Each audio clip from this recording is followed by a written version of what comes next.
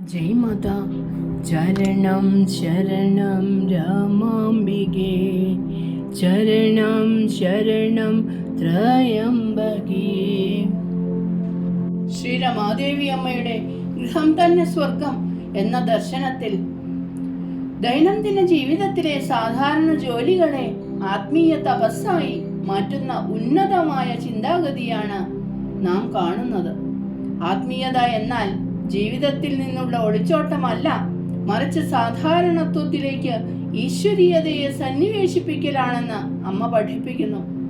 ഒരു ഗൃഹസ്ഥനെ സംബന്ധിച്ചിടത്തോളം ഈശ്വര സാക്ഷാത്കാരത്തിലേക്കുള്ള വഴി ഹിമാലയത്തിലെ ഗുഹകളിലല്ല, മറിച്ച് വീടിനുള്ളിലെ ഓരോ ചെറിയ ചുമതലകളിലുമാണ് അടങ്ങിയിരിക്കുന്നത്.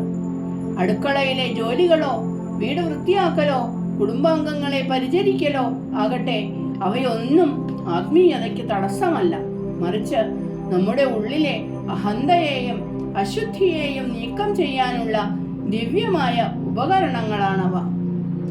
ഈ ജോലികളോടുള്ള നമ്മുടെ കാഴ്ചപ്പാട് മാറുമ്പോൾ ലോകത്തിന്റെ വിരസത ഇല്ലാതാകുകയും ജീവിതം ഒരു നിരന്തര പ്രാർത്ഥനയായി മാറുകയും ചെയ്യുന്നു.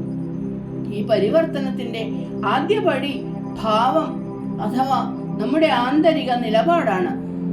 ഒരു പ്രവൃത്തി ആത്മീയമാണോ അല്ലയോ എന്ന് തീരുമാനിക്കുന്നത് അത് ചെയ്യുന്ന ആളിന്റെ മനോഗതിയാണെന്ന് അമ്മ വ്യക്തമാക്കുന്നു.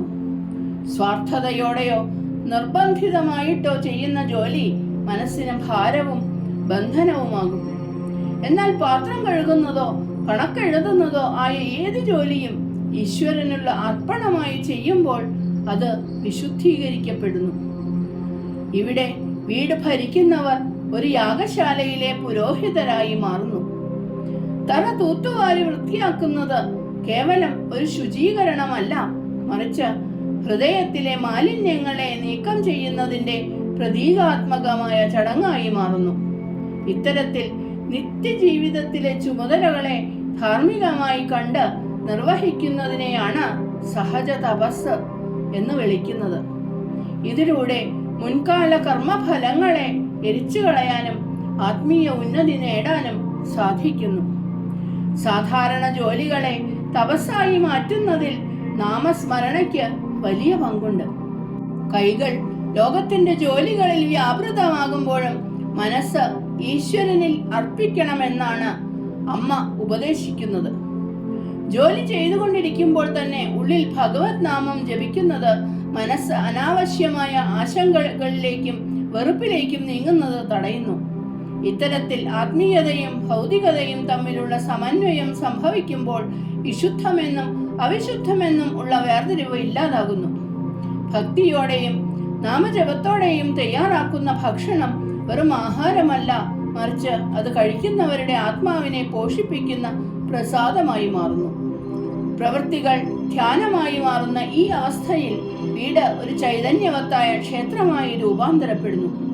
യഥാർത്ഥത്തിൽ ലൗകിക ജോലികളെ ആത്മീയ തപസ്സാക്കി മാറ്റുക എന്നതിനർത്ഥം ഞാൻ എന്റേത് എന്ന ഭാവങ്ങളെ പൂർണ്ണമായി വെടിയുക എന്നതാണ്.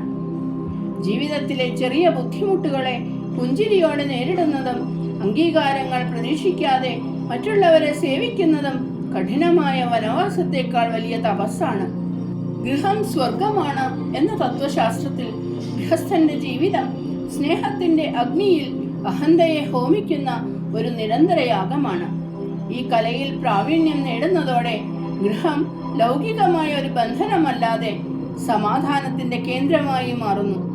ഓരോ ശ്വാസവും പ്രാർത്ഥനയായും, ഓരോ ചുവടും തീർത്ഥാടനമായും, ഓരോ ജോലിയും ഈശ്വര കൽപ്പനയായും മാറുമ്പോൾ പ്രവൃത്തിയും പ്രാർത്ഥനയും ഒന്നാണെന്ന പരമമായ സത്യത്തിലേക്ക് ആത്മാവ് ഉണരുന്നു. ചരണം ശരണം രാമാംബികേ, ചരണം ശരണം ത്രയംബകേ. ജയ് മാതാ.